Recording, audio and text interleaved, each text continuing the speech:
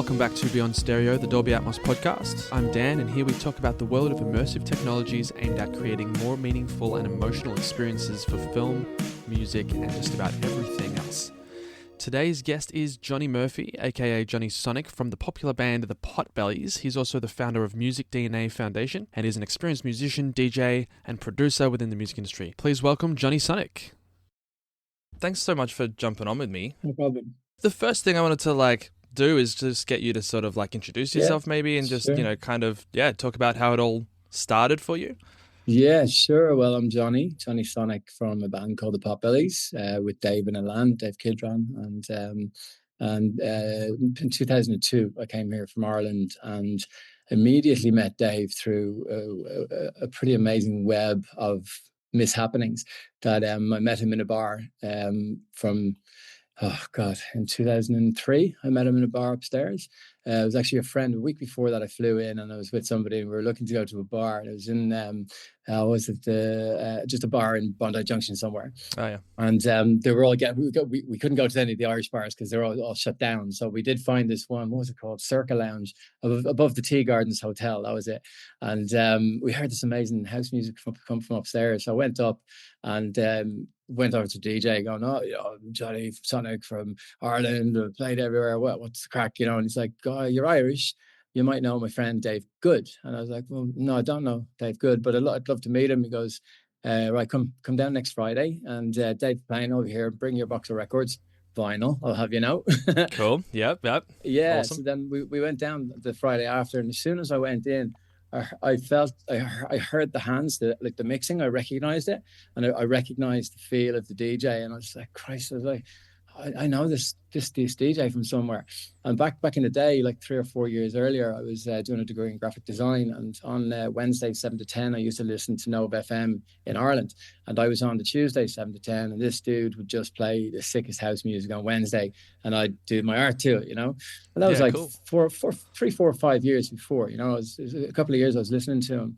And there was a reason I left Ireland, right? Because people were trying to bring me down a route that I didn't want to go down, and musically, let's call it like the pop boy band sort of stuff. And I'm a DJ producer man by trade, And so I wanted to spread my wings, And as soon as I went up to the decks, he goes, "I know you. You're Jonny Sonic from Dublin, DJ." I was like, "Oh, fucking hell."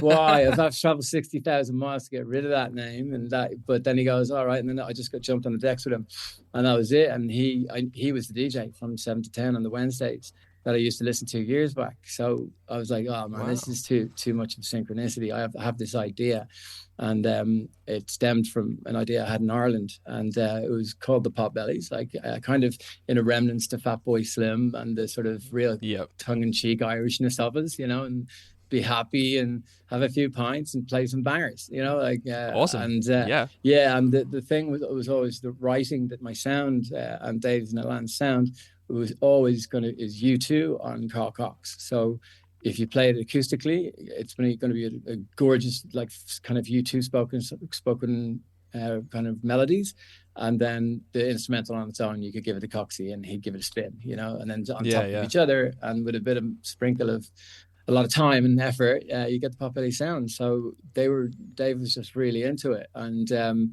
I moved into his house within a couple of months, and we just started at it. We figured out how to play on 4 decks and 2 mixers at the same time on vinyl, and being able to patch each other in so we could actually hear each other through the auxiliaries. We made our own cables and everything so we could do it. So when we started doing Dave already had quite a 5-year head start on me, so he was doing other cool bars, 5-hour sets, and he was right stuck in like a tick, so it was perfect. And we were stuck in with the guys at Home Nightclub back in the day with Paul Strange, God rest his soul. And one thing led to another, and the word was just spreading. We were doing the 4 decks and 2 mixer shows, and people were just rampant to come and see us. So the shows got bigger and bigger really, really fast, because it was all person to person. It wasn't like social media to social media. It was real. It was on the streets. It was in the magazines. You could touch it. You could feel it. Yeah, that's right. There was no social media. There was no social media. It was great. We were all free. And as we got bigger and bigger, quicker and quicker, we added a rapper earlier on, and she spent her time with us. And then me and Dave wrote an EP called the Junkyard EP, and it was just all these dirty, filthy synths, which it was kind of a catalyst between ourselves, Sneaky, Cut Copy, and a bunch of other Australian artists in King's Cross between like 2004 to 2012 that really put electro-house into the world, you know, and we'd all played at each other's clubs. You see like High Five Sneaky on the way back down, and you know, here you'd have just it was probably about 100 acts in King's Cross, and we all knew each other and we all supported, so they were all bringing in people, and then it was just all cross fan each other, and that entity grew. Moulin Rouge, the one that we got, it grew momentum, and people started hearing about it abroad. So then next minute you have the festival seasons, and like Groove Armada coming in, battling us on 4X. Milo was coming in, Chemical Brothers, Cox even came in, which is a mad head spin.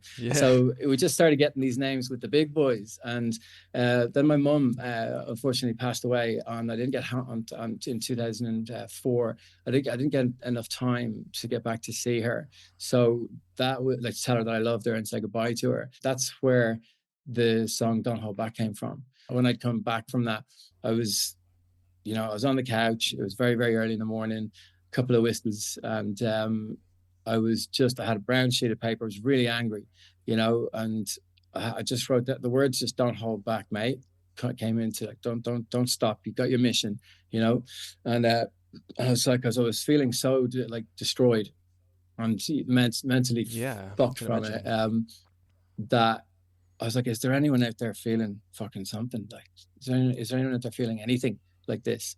Because this is fucked, you know. So that's that story for me in my journey, that along with Dave and Alan, they've got their parts to the stories as well. We've congregated our stories together in this beautiful metaphor of a conversation between me and my mum. But it's all metaphors, so everyone gets to feel exactly what they want from it, and that's exactly how we write. Yeah, that's beautiful. That's really special. It is special, and I have it tattooed all over my body. There's my mum right there.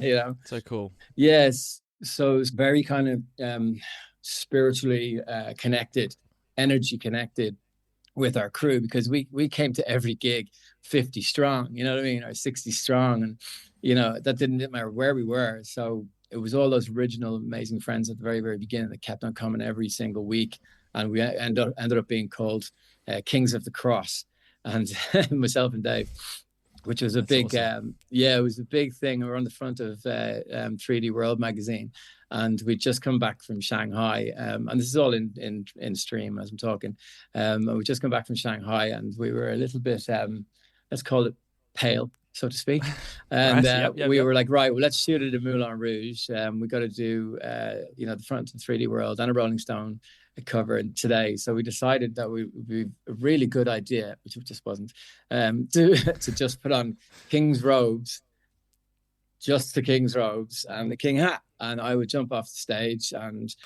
that didn't quite work, but we got to a shot that was really, really funny. And you look back at it now, I look older than I am now in that shot.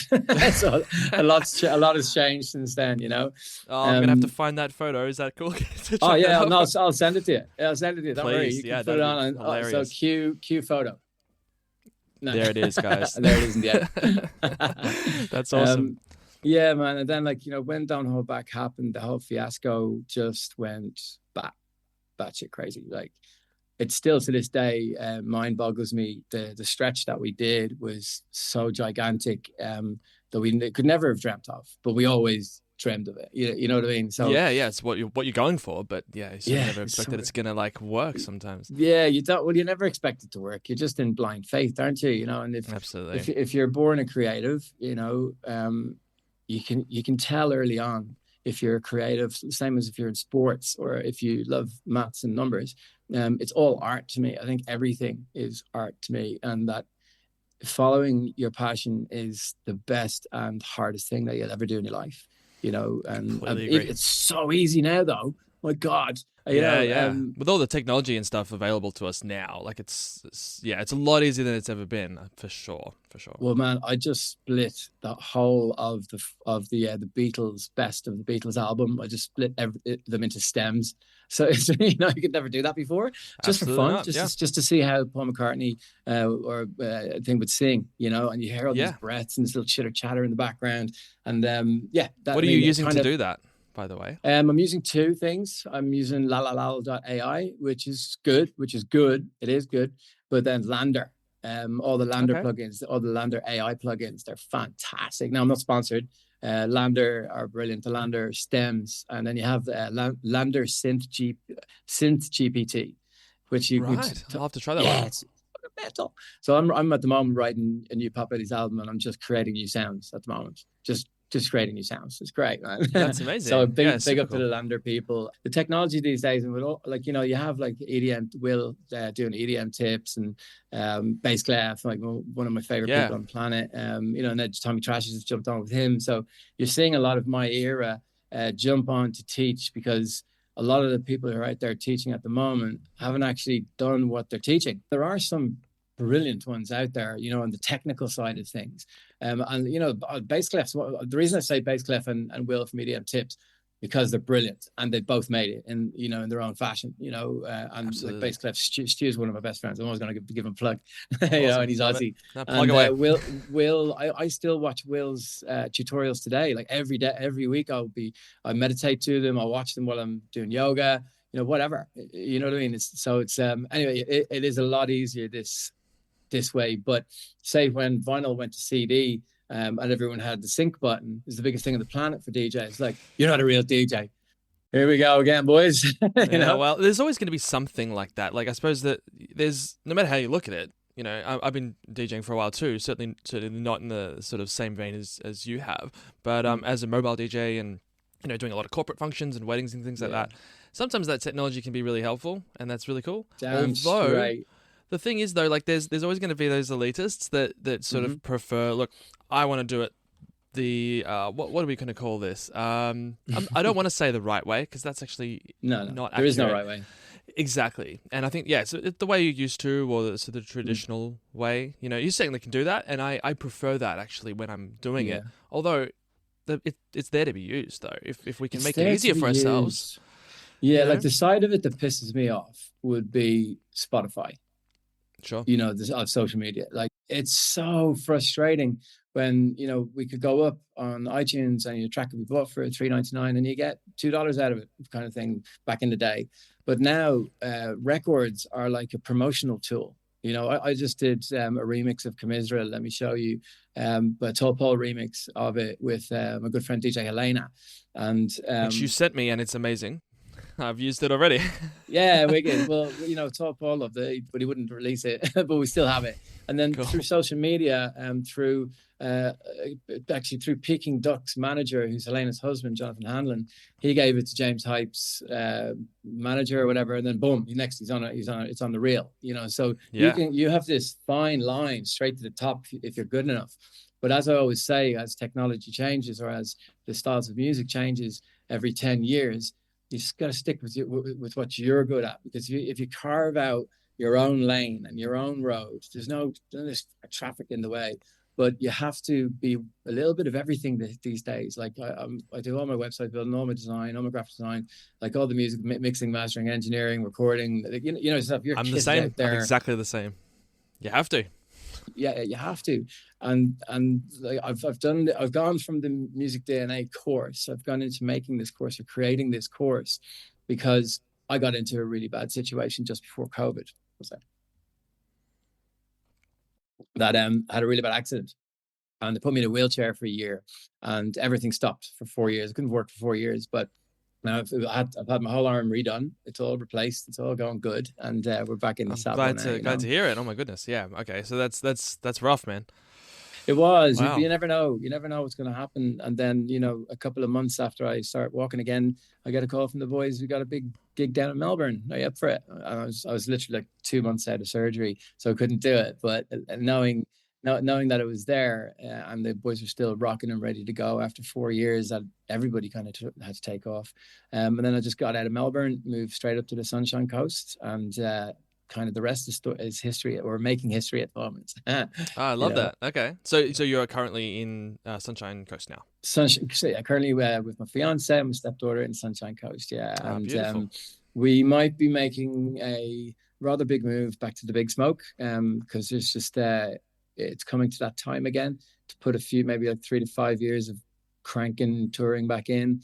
Cool. And yeah, we're just thinking about it at the moment because, although it's beautiful up here, and it's amazing because I've got a lot of metal in my body, that gets really cold and it really hurts. Imagine. Yeah, like that's why I love it so much up here in Noosa and Maroochydore. It's gorgeous, But it's where I met my fiance, my future wife as well, and her stepdaughter. So congratulations! I couldn't be happier. Thank you. Yeah, we couldn't be happier, And I'm really planning for a big next 10 years. I'm already about let me look, 13 tracks deep with demos and stuff, and we're just kind of tipping our toes back in. We've done a few big Ministry of Sound shows and a bunch of corporates and that, and just getting our feet back. But we're wet and we're ready to rock again, and we're sending each other other hot shit. So cool. That's exciting. Okay, so can I go a little bit deeper into that? So you said you got 13 please. tracks. Like, you want to, tell me a little bit about how you're producing these. Like, what do you use to do that? Well, when so a year and 3 months ago, I had my final operation, and I needed a year and a half to recon, but I'm waiting a year and a half. So I ended up in this beautiful place called Doonan on a plant farm. I was just there on my own with my dog, and I had a studio room there that was huge. And I just kind of, as my arm was healing, a couple of months after it, I met my fiance again for the first time, and everything changed. So then I got a real burst of creativity, because it was quite depressing, for 6 months just going like that, literally with the physio. Yeah, and there's only so many Netflix shows that you can can watch. Absolutely, yeah. But what I did the MusicDNA process on myself of what I wanted to come through, what I was feeling, and like the first track I ended up, it was this massive gospel choir, huge, kind of not an EDM drop, but a big tech house drop. And then that just got and then I was like, okay, well, that's brilliant. I've got these vocals in. Well, it's a brilliant start. And then I just went, okay, delete everything and use the same drums and make something else. Delete everything, use the same drums, slightly change them out. So I just started spitting them out. So idea after idea after idea, and you just get into this momentum and this kind of real place of writing. You're in flow, you're living it, you're breathing it. And then that first night that myself and my fiance were out with a Potbelleez show where she was bringing me, we had a really good fun time in the green room, and we came up with one of our tracks called Save the Night. And it's a massive acoustic riff. And we're also have the video for it where the spark hit, just after that, like, second whack of tequila, yeah. And it's another one of those Potbelleez. You're like, that's a Potbelleez record kind of energy. Yeah, that's awesome. So electro, sort of bringing that back into it, is that kind of the thing? Because the Potbelleez has kind of evolved a lot over the time, hasn't it? Yeah, we have. Yeah, it's still U2 on Carl Cox, but whatever comes out the speakers afterwards, and it's all about that feel, about how are the people.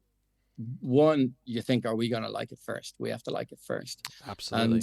And it just comes down to sometimes the chords, sometimes it comes down to a dry vocal on beats, and then we just jam together, bring people in and bring people out. I go solitary quite a lot just so I can get into the engineering or the production of it.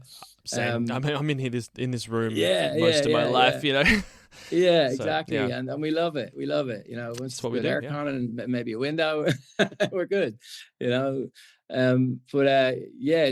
it's cool because they could like all of them or they could like none of them, but it's getting my juices flowing. And there was some really good feedback from, I think there's 14, 15, 16, 17, like 32 bar loops, nearly finished tracks, So then what I do is I bring them all to the studio with the boys, and we, okay, what have you got?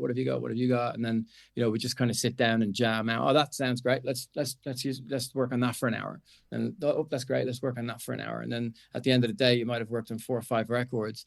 And then they've just blossomed. So you're like, okay, all right, well, let's dare to the next. Let's do a few more 1632 bars. Who's got some chords? Who's got a fat beat, usually. And it starts with the beat. And sometimes Alan sent me a full track there, like a full song called Beautiful Night last week. And it was like half tempo, almost like, what was that sound like the kids were calling it? That real bassy, but halftime stuff, quite beautiful. So I was like, this would be dope with like a liquid drum and bass, So I just flipped the tempo and made it and the verses are like the half tempo, and then it flips into the drum and bass, and it goes into the chorus, and then it continues in the drum and bass. Yeah, so we don't know what we're coming up with. It's just going to be festival That's the beauty energy. of it. It sounds like that's the the energy there is whatever happens. It's just, it's your expression, that's the coolest part about this, I guess. That's so cool. So you really, you don't have to be anything. You can just be whatever you are at that moment. That's what we always have been, and when record labels put that pressure on you, I want another 6, don't hold backs. You just switch off straight. It's like you just fucking ruined it, man. Exactly. I was doing that anyway, but now I feel like I have to write for you, and that's not the way artists are, And I'm very, very strict on that and protecting the energy of the solstice space of the creative zone. That's why I've created this MusicDNA course for the human. I think there's been quite a disconnect between the human and that first note and what that resonance is and how it makes them feel good and why. I mean, stepping into the Potbelleez sort of realm again, it always has to be stompy. And the reason I love the Sawtooth is because it's a fucking... Yeah, it's heavy. It's heavy, yep. And it has that stomp. Well, like I grew filthy, up listening as they say. Yeah, exactly. Yeah, it's skanky, you want that raw. Yeah, that's it. That skanky stomp. And if you do ever listen to Potbelleez records, the records, I swing them like hip hop records. So like the drums are really chunky and then the synth line's really driving, but it gives the two of them together make it funky. If you have enough, so then the chords on it are just really lush and polished, and then outlook big piano or a big guitar or a big trumpet solo or whatever comes in, it has to have that musical element to it, because I think it's very, very important that there's a musical element in dance music or house music, whatever we want to call it these days. Yeah, it makes it more human. It's not just sort of to a grid, like a computer did it. You're bringing back the humanity there.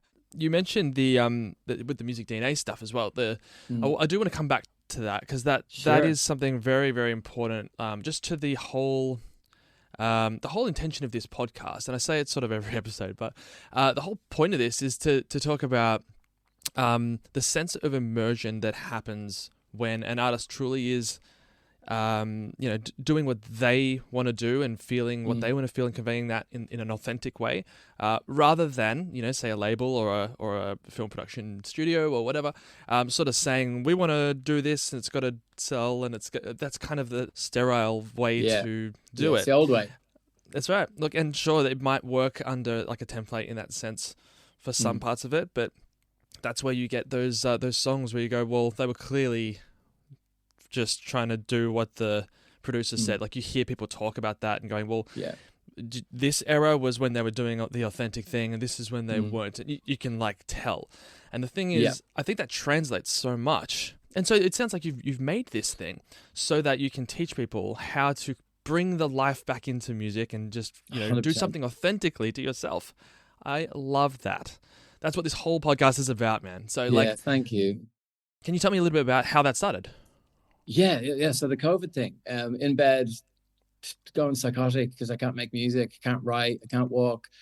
So I was like, fuck, let's try this meditation thing again. I got into the Calm app and the Breathe app. And then on the Breathe app, I found this guy called Andrew Johnston or Johnson or something like that, a Scottish guy. I was like, oh, right, I'm half Scottish. My mum's Scottish. This must be something. And then he goes, in his meditations, he uses the solfeggio scale, and he talked, we're in the heart chakra, we're in F, and it's the color of green. I just went, what?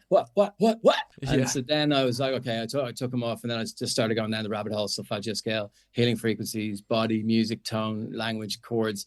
And I was like, there's something missing in this wheel. because not everybody has music therapy, or sorry, music theory. So I started joining the dots, and over about a year, maybe a year and a half, I started creating this, or like learning all about and all the information I could about the connection between healing and music, and how the person generates that creative flow to be able to catch it and make it and create that special thing, you know. So with MusicDNA, then I started feeling better. And then I came across Dr. Joe Dispenza, and that changed everything. So I started doing his meditations, and I was like, these are really quite beautiful and quite simple. Then this one day, while I was in the midst of all that, this one day, Claire J, she was in my studio. I was doing one of my first sessions back, and she goes, right, so what do you do? And I just quickly went to the piano and I went, okay, close your eyes. I don't know why I did this. I just went, just close your eyes. And I played C, D, and I said, I want you to think of your music and your music only, and how amazing it connects with you. Just that beautiful first note that you hit. It's like, oh, that's Clara J. Yeah, hell yeah, mwah, right? And then I turned off all the lights in the room. I just went C, D, really slow up the first scale. And I just said, pick a number 1 to 7, right? So I don't know why these words were coming out of my mouth. I was just going with my instinct, going with my gut. And so I said, it's 1, 2, 3, 4, 5, 5, 6, 7, and I'm going to play it to you once. And then we went through not the whole process there, but it worked just using the white notes, because I was like, what number are you? And she's like, oh, well, I was 3. So I'm like, I C, D, E. All right, here, you're working from your solar plexus. You're trying to connect to the solar system through your music. Right, brilliant. Let's go. So C, D, E, your key is E. Let's do major, minor, which for minor, major. Well, E minor, cool, great. Now let's go. What do you want to sound like? Right, let's go to splice and sound, and we're only going to download everything in E minor. So it's like one note anthems, because that's what I was doing. I reverse engineered, like Don't Hold Back, Are You With Me, From the Music, Hello, Junkyard, all of them. I reverse engineered all of them. Yeah, the common things that they both had, or that they all had, was me and the keyboard not being able to know what I was doing, and just going through presets and going over a beat. And then I'd go and it just happens. And then all these synchronicities started happening with her, with the music, and I was like, fucking hell, this is actually working. This is fucking working, and I'm using it, and this slots into that final piece. So writing in your key is you're just gonna fly away with it, you know. And then I reverse engineered it, so I have this really elegant 5-week program that I teach. I had to figure out how to understand them before they came to me, because a note is all good and well, but I need more. I need more juice. So I was like, why don't I just get them to write 2 lists of 5 records, right? On the first 5 is the 5 records that were massive moments in your life that you're emotionally connected to. Yes. Right. I don't care if it's Barbie Girl. I don't care if it's, Cox. I don't care who it is, right? And it's totally up to you. It could be Baby Bap, I don't know, a Baby Blue song, whatever. And then on the other list, I want the 5 most amazing modern day tracks within the last 3 years that you wish you wrote and produced, right? And then what I do, so then I take the 2 of them and I put all them through the keys, through my formula, and then I'll have them sitting there. Then I'll do the MusicDNA pattern, which is I play them in a scale once, play it in a scale a different way, all done sciencely, and then I play for the 3rd time, and they catch their number. So then, okay, brilliant. We're going to take your reference, and we're going to put that reference in, and we're going to make a new track together in 4 weeks. And then I send them off on like a sample hunting expedition for the week, and they'll come to me with maybe 4 or 5 or 3 or 4, or some of them 7 or 8, and then we go into arrangement. So then the 4th week is about how to write catchy melodies and song structure. Yeah, now we've got like a song structure from up there, but how's it going to work with the song we're about to write? So then I teach them songwriting, how I do it, and we go back to play school. We go back to pen and paper, and it's like we pick the story first, which is hopefully it's something really terrible, and I mean that with love, because the terrible stuff brings the most beauty out. You know, that's what makes you want to cry. You know what I mean? Yeah. We're locked in their key, so we're locked in on what they're trying to say. So then I get them just to pick a story, and back to This morning I woke up with coffee. The coffee was kind of, but then, and you get them to like just like step by step their whole day, and then I go through that with them, and I take the really cool parts out and turn it into a sonnet, 4 lines of 2 for 8, and there's your verse, and another verse, and another verse, and then we use the thesaurus, and so you've got all this depth through the story that you've already gone back and remembered lots of shit about that's now in the story and flipped as a metaphor or not. Like a lot of U2 stuff is a straight up conversation, and so you're already like the artist's got all this stuff they're putting into it. They've got it's just 100% them, and then we do just pick the top 3 to 5 words and make it quite. The melody comes to my head and we make a chorus, or we might take a splice verse and use the melody, and then use our words and we fit it into the melody. If you write a 16-bar loop with drums, bass, synth, vocal, pads, and it's perfect over 16 bars, all you have to do is stretch it out and take shit away. You know what I mean? Yeah, literally. Yeah, I've actually played around with that exact phenomenon with my students. That's cool. Brilliant, man. I'd love to see your course. And then week five and week 4 is teaching them how to record properly and gain staging and all that. It's just super simple EQing. You know what I mean? So then I teach them mixing and mastering, and at that stage they'll be like full of 10 templates, all my platinum toolkits, like all my racks, my Fab Filter racks, my Waves racks, everything, and all also done on Ableton 11 and 12 racks. So they're getting this huge amount of stuff, and it's all one-on-one as well, like this. And then I have one group one a week. So see how everyone's going and jamming with each other. And I have the MusicDNA Facebook page where people can go and chat to each other. It's got like 513 people in there or something. I think I just joined as well. Yeah, nice one. Nice one. So as time goes along, with my health, sometimes I have to take 3 or 4 days off, because of the pain, or I can't walk for a minute or whatever. Whatever comes up, but I'm always on the couch tippy tapping away, But now I'm starting to get really good momentum. I'm feeling really quite strong, and I'm doing podcasts again. I'm feeling quite like positive about the music world, more of because of all the internal work that I've done, non-stop meditating, 2 hours every morning, an hour at night, just doing all the right things for my mental health. I don't fucking do drugs anymore. I barely drink. I'm really super healthy. I diet with my missus and my stepdaughter. It's like, it's love in this apartment. Like it's all the boys, it's all love, and we're coming from a place of love. You seem really energized and positive just in general, absolutely as well. Just like, everything you were just talking about with MusicDNA, and anything actually, everything that you've said so far is extremely positive and awesome, and I love that you're building that community for people as well. Like that's really awesome, because that's really what it's about. It's about sharing this, right? Like once we've done something or learned a thing or two, you pass it on, and that's the special thing. So I guess the next thing I wanted to talk about was so on the performance side of things, like I'm a DJ myself, and gear is partially important. I would say it's kind of not the point of it, right? So it doesn't matter exactly. It's more about your intention and what you're trying to do with it, more than which equipment. Although having the right equipment can absolutely make or break a show. So I just wanted to know what sort of stuff you would sort of generally tour with, what you prefer to use, particularly live. Yeah, sure. For the live stuff, when we're doing our full live show, we have our audio engineer, Wazdog Warren, and he's been with us for 20 years. We nabbed him straight out of college when he was young, and now he's one of the biggest audio engineers in Australia. He's fantastic, and he's doing sneaky. He's doing everybody. Awesome. Brilliant. So we'll have him, and he builds his own mixing desks, or he will get to the mixing desk that's there, and he'll perfect it for us at the sound check. And the stuff that we need when we're playing, myself and Dave, any show, will be, I'll have the latest edition CDJ 3000s and an A9 or an A10, and he'd have the same, and we'll loop back into each other.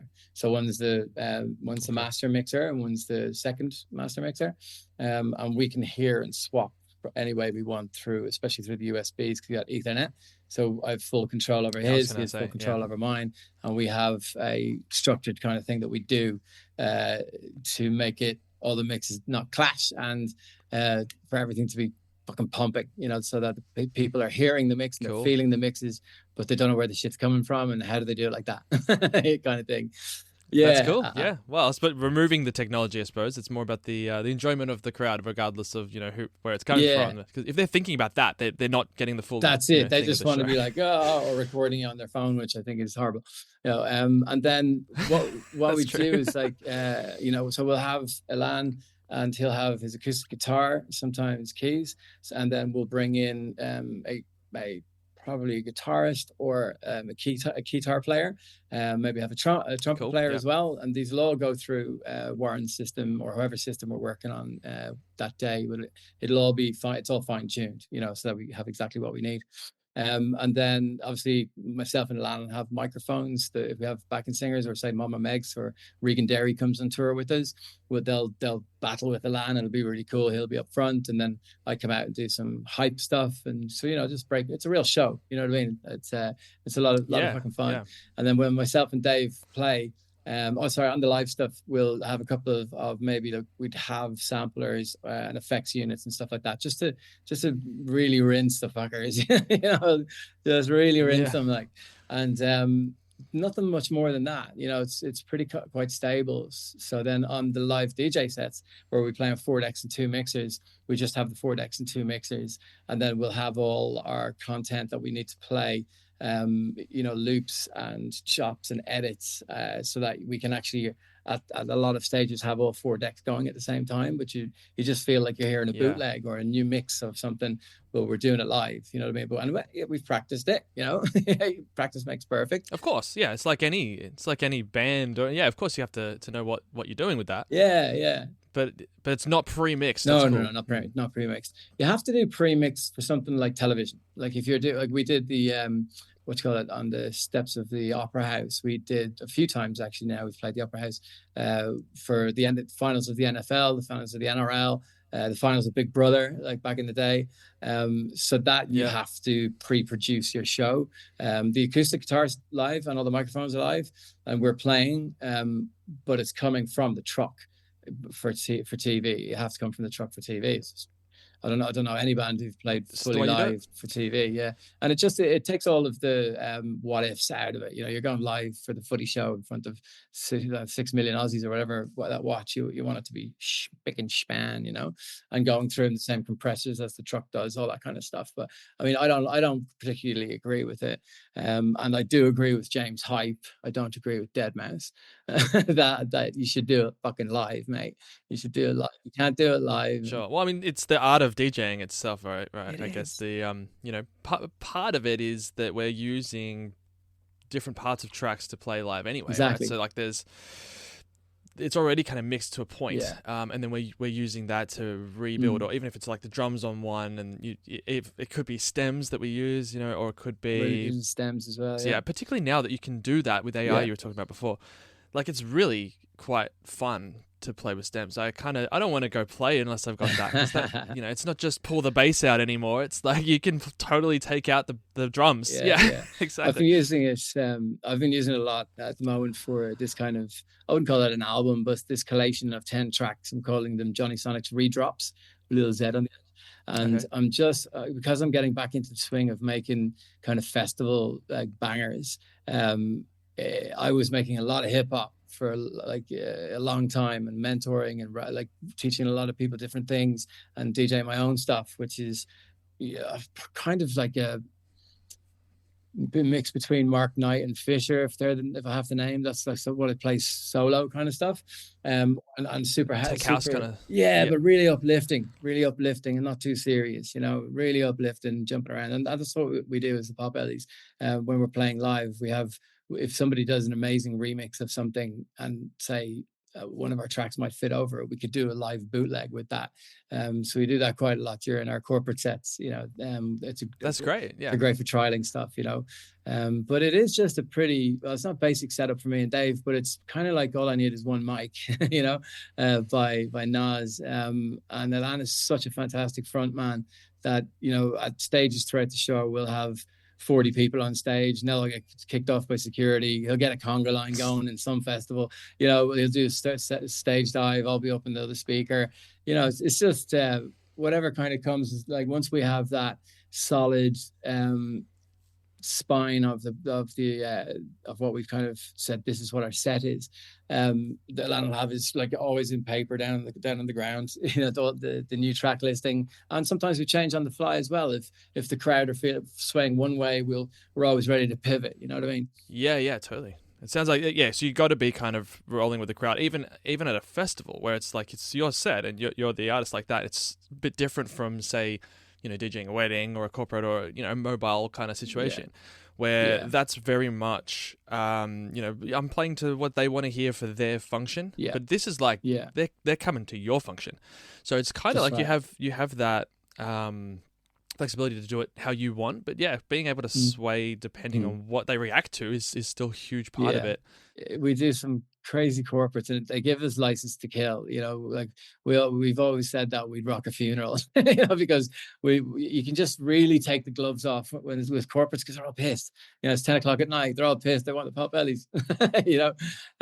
So we have a really good fun. Last week we played a bootleg of Nirvana, Smells Like Teen Spirit, with Michael Jackson, Billie Jean over it. So I flipped into the White Stripes, dun, dun, dun, dun, dun, dun, with Billie Jean still going. Oh, I love it. The place was just like, batshit. I'm sure. I would. Okay, that works. Let's put that into our live show, kind of thing. And because we haven't had so much new music over the last sort of five years, we're filling the gaps with these either remixes that I'm doing or remixes that other people are doing with me for their own music, and I'll top like from the music on it, and there's another remix of Don't Hold Back comes out, another remix of Don't Hold Back comes out. I should do one. I want to do one.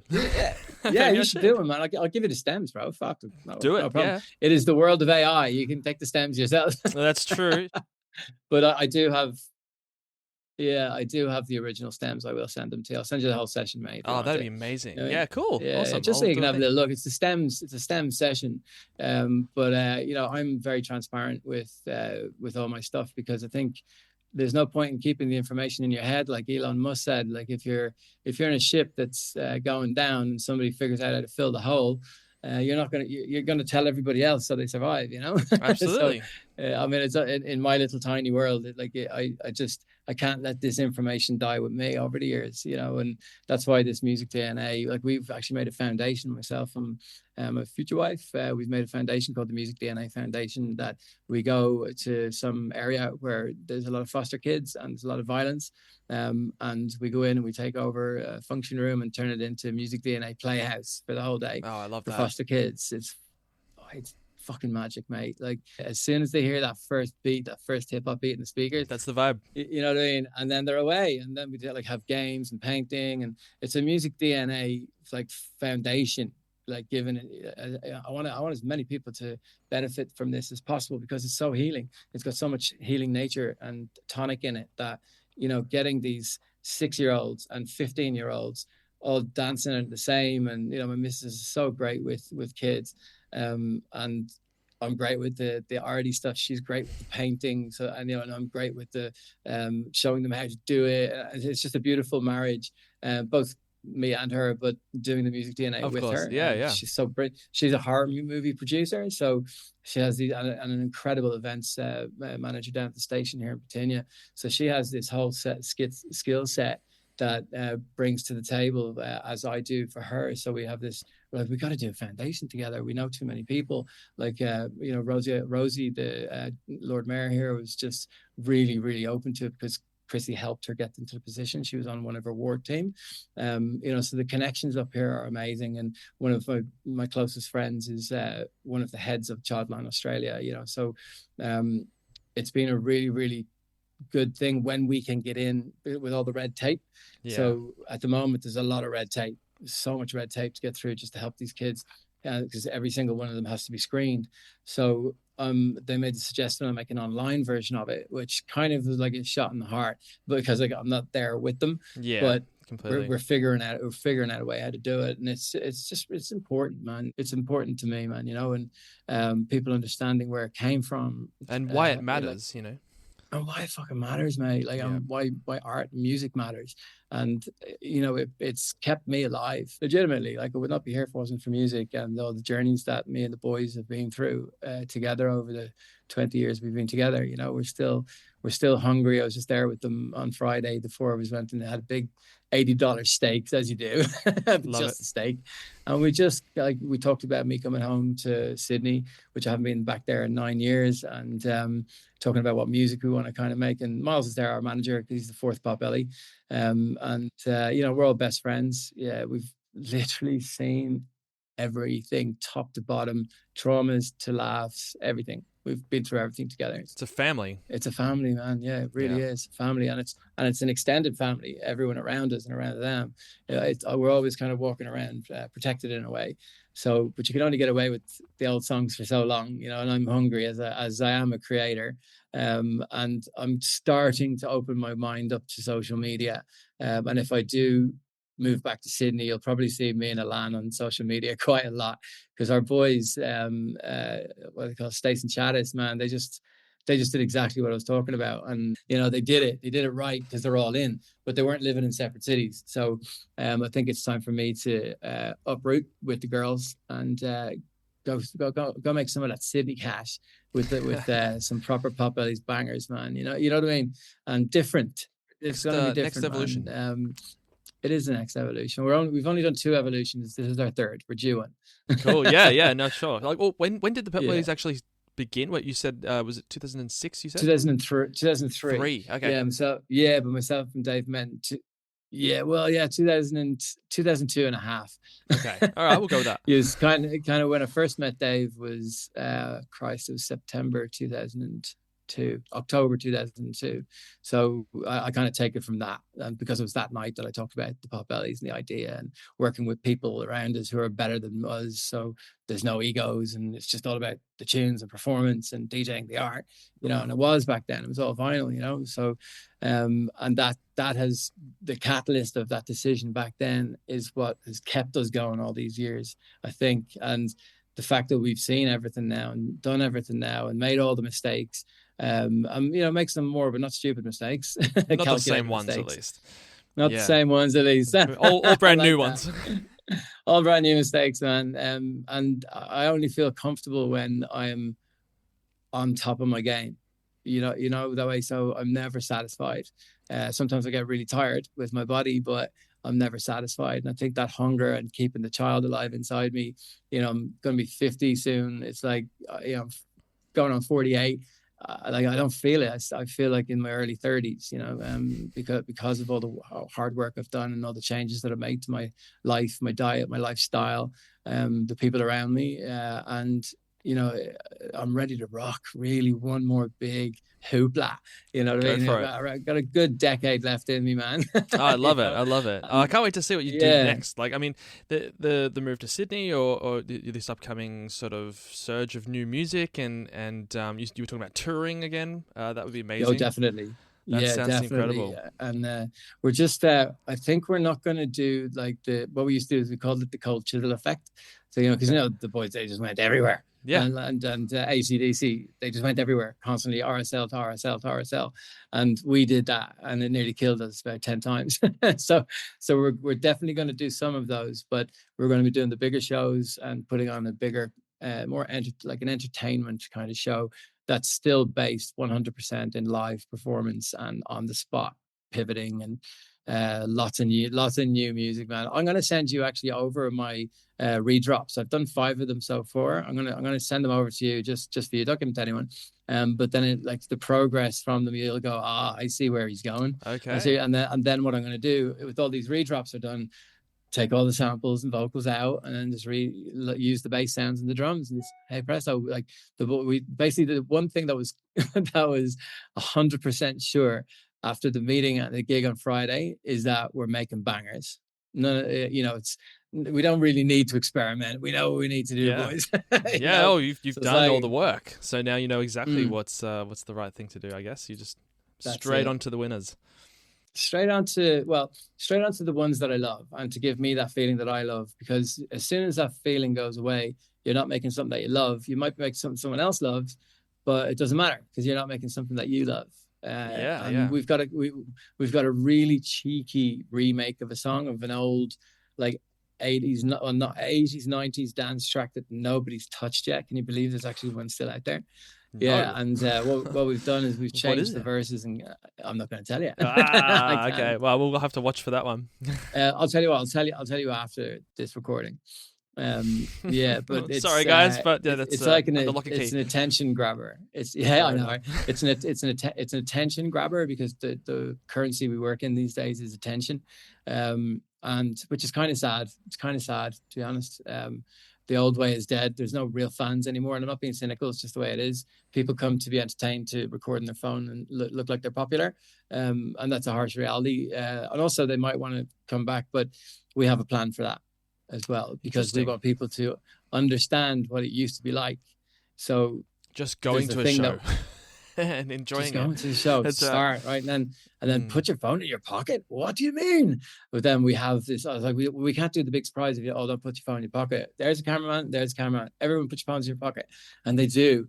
And it's I built this like 2.5 minute build up, man. It's actually quite like Chris Lorenzo's track that's out at the moment that Fisher keeps using. Yeah. That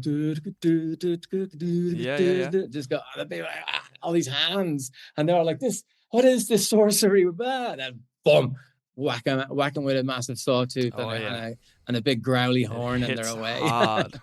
Yeah, it's hard, man. You know, so bringing that sort of like ditch the mobile phone is very important to my generation, to keep what we built alive in the clubbing culture from the 80s, 90s, and 2000s.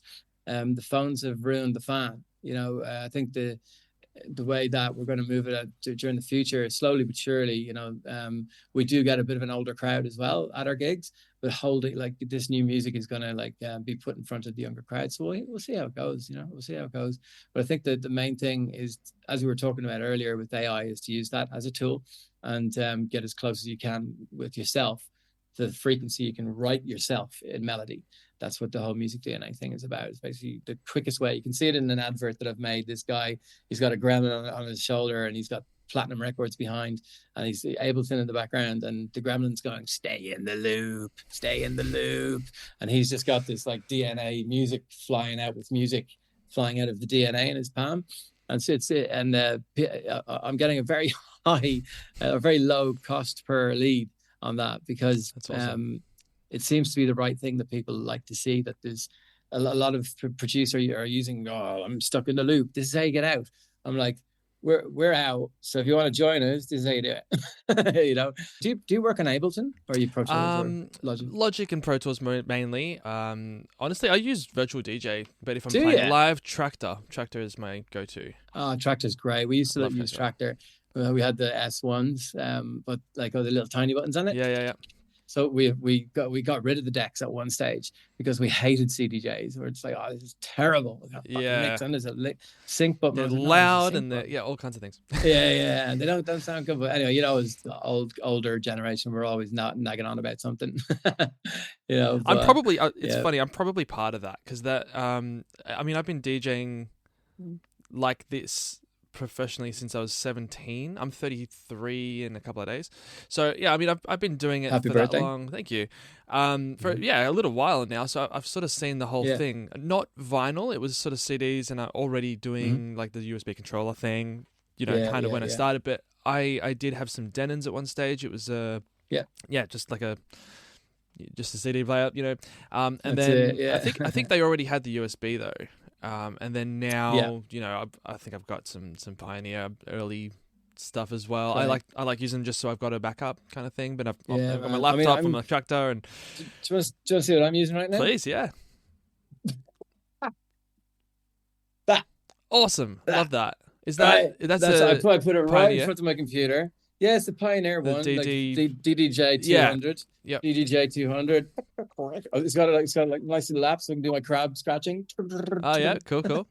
So I'm just using that before gigs and shit, you know. Because as I said, I was in between studios. Yeah, it works, man. And I got onto the Lumi keys, you know, those keys that light up. I got onto that. Oh, yeah. So this like wave stuff you can make your music. It's fucking brilliant. That's awesome. So once my new studio is finished and I decided what city I'm going to end it up in, I'll be back. I'll be back with all my gear. Maybe we'll have to do a studio tour then for you. I'd love to see all of that when it's done. Brilliant. And you produce, right? I do. So the main thing that I do is I'm actually doing films and, you know, a lot of re-recording stuff for film. So I mix in Dolby Atmos here. Pretty much for everything. Well, I was thinking you had the surround there. Yeah. So I've got 914 in here. You can't see it, but I'll show you a little bit later. It's not. No, there's 14 speakers in this room. So you can only see the two rears. Yeah. But there's like a whole array and above me. But yeah, so that's kind of what I do majority of the time. And then so music as well, DJing, whatever. Sometimes I'm mixing live.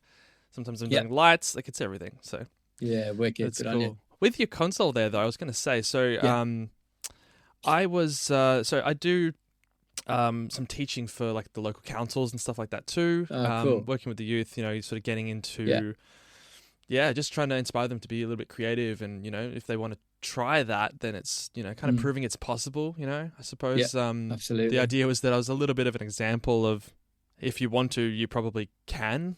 It's not this impossible thing of get a real job. It.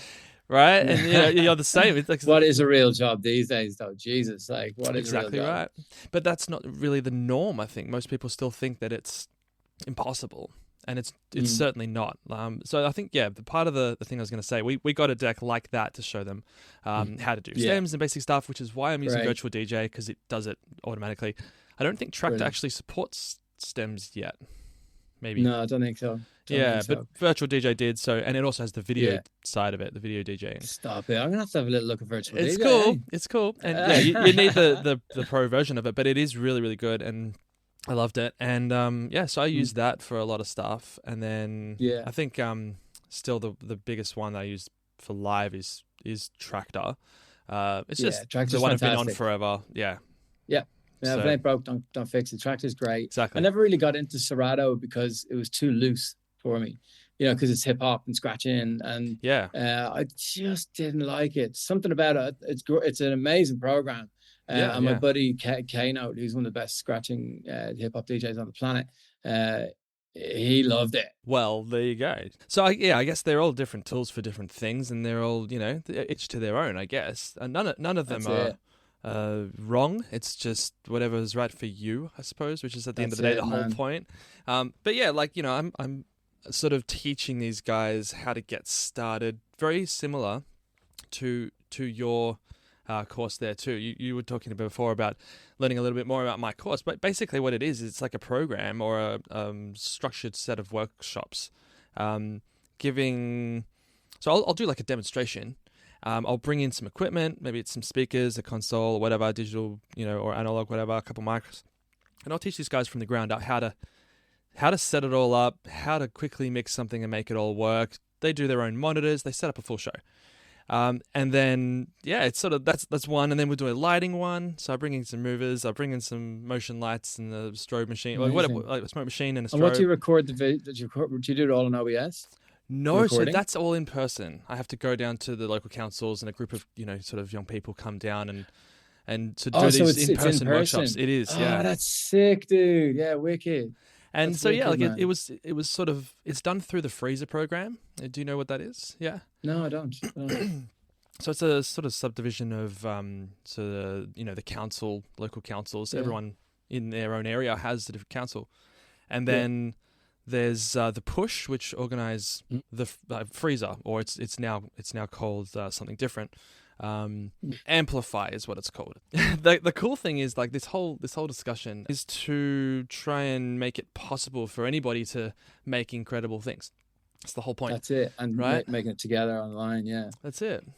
Oh, so good on you, man. I think it's a fun community that this is sort of generating, and having amazing people like yourself on to talk about this stuff. That it's all just to connect people and talking about things that not everyone's talking about, I suppose. Which brilliant. Is man, I think that's fantastic, and I go quite into mental health with the whole course as well.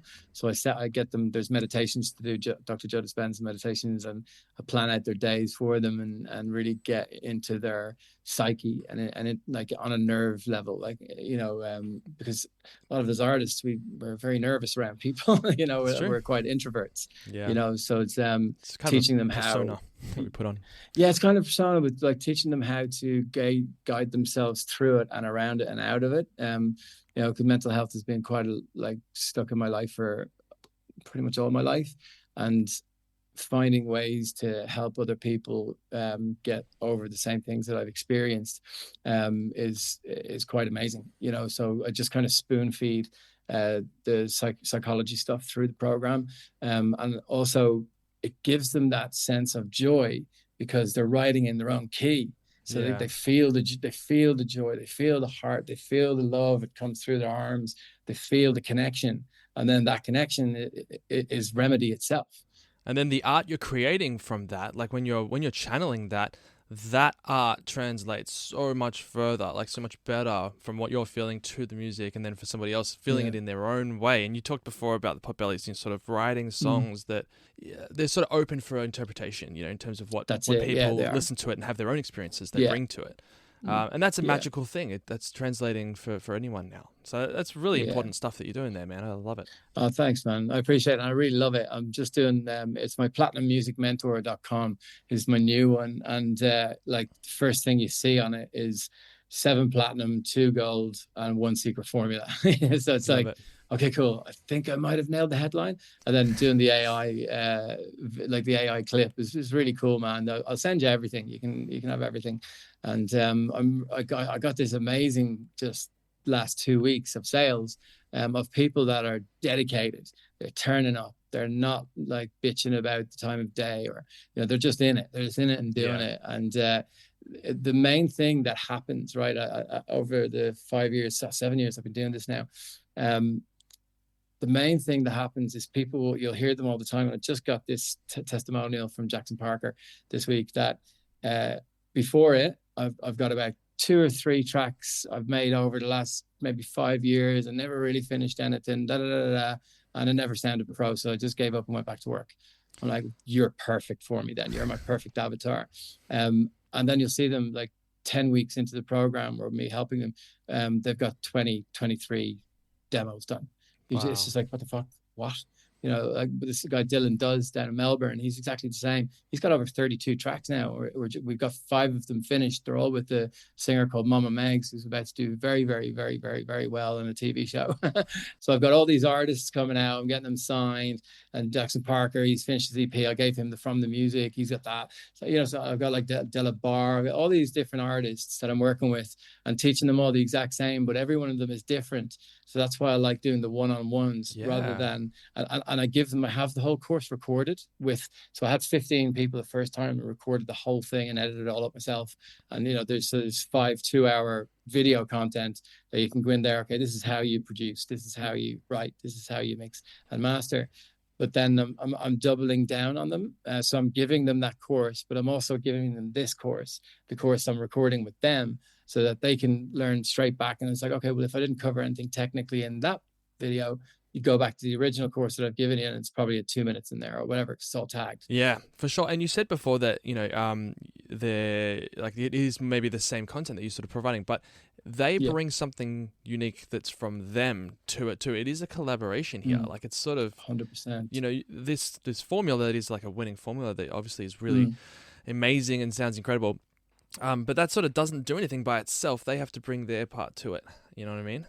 And that's the beauty. It's one of the first things I say, that I don't want to hear excuses. Right? I only want artists. It's me setting the future us up for not failing, because if I just leave it up to you to do all the work and you're thinking I'm going to do all the work, you're wrong. You got to be accountable for your own future. That's it.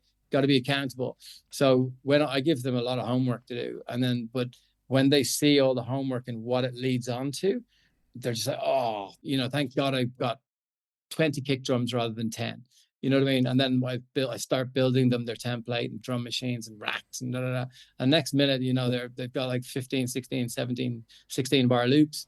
but the juice of it is really, I don't know, there's something in the air at the moment, you know, that way when you hit when you hit a really good ad and it's come 100% from you, that it's pretty much like 4 solid years of learning how to do SEO and Google tags and website building and all that malarkey, all the stuff.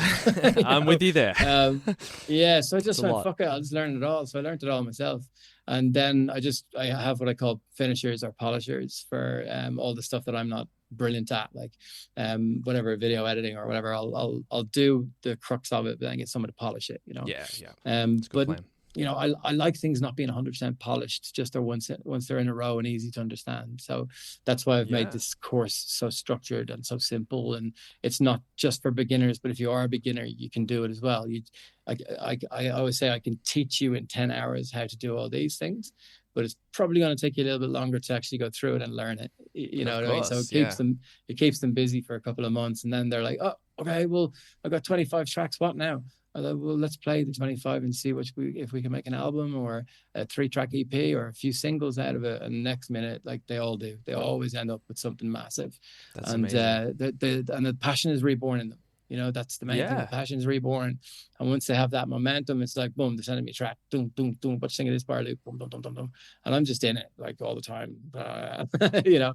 Oh, I love that. Well, I suppose, anything that you sort of, you know, set out to do like that, that's big.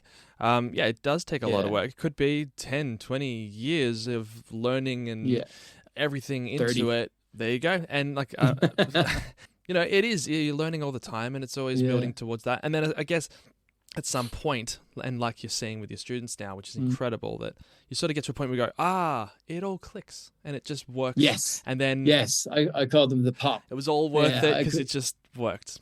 I call it the pop. And I tell them, look, synchronicities are going to happen. You're going to get freaked out, and you're going to have these pops of creativity, of understanding. And every time you get a pop, it leads to another pop. So let's keep popping. That's right. You know? Yeah, I love that. The momentum. Once it works, it works. It's simple, it's elegant, and it doesn't take much to make yourself sound fucking awesome. You know, in your own signature sound, in your own key. You know, nobody like listens. If you've got 10 tracks in the same key, 9 out of 10 people aren't going to recognize that. They'll just think it's the same artist. Yeah, it's true. Yeah, you find ways to do that. Yeah, and then you have your signature sound. You build your own synth, and then let's moving on. Let's do your DNA for this run. You know, and it's always slightly different and always developing, you know, but the one-on-one thing to me like this is so much more important than making more money because it's a course online. I don't want to be doing that. I don't want to be all the time, you know. I want to create it and then fucking teach it one-on-one or in person in the studio, even better. I find it works way better too. Yeah, exactly right. Like you need those juices flowing in sort of real time. Yeah, big time, man, big time. And it's happening. I've got another session now in about 25 minutes.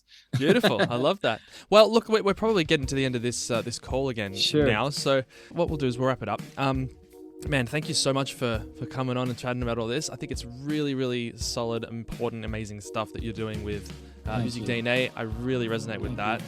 It was awesome. Really cool. I love it. Man, I can't wait to see what you're doing in the future with all this exciting new stuff. Thanks, and here's some more tracks. Thank you. We'll put some links up and things like that to promote MusicDNA and all of that as well. So guys, go follow along with all of that amazing stuff that's going on. Thank you again for jumping on. Thanks, man. And it's great what you're doing with this. Good on you, Dan. We need more people like us. I appreciate that. Thanks, brother. And cheers, you too. Brother. Catch you later, man. Catch you.